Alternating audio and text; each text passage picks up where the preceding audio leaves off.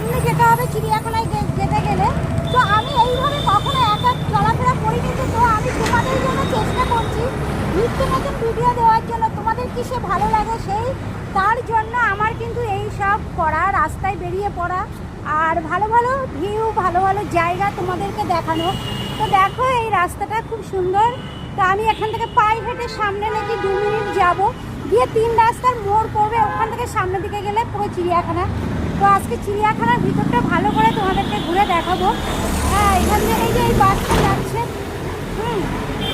এখানে গুগলে দেখাচ্ছে একরকম বাসের নাম্বার, আমি উঠছি আর এক রকম বাসে, সব যেন এলোমেলো গন্ডগোল।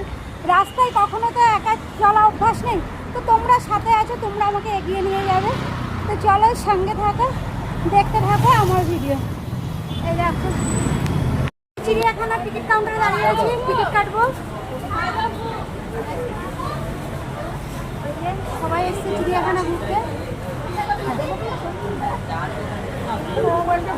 আমি এসছি। আজকে মেঘলা আকাশ, কিন্তু ঘুমটা গরম আছে, কালকে যা প্রচণ্ড গরম দিচ্ছিল। তো আজকে ওয়েদারটা তাও একটু ভালো, ফাটানো রোদ্দুরটা নেই আর কি।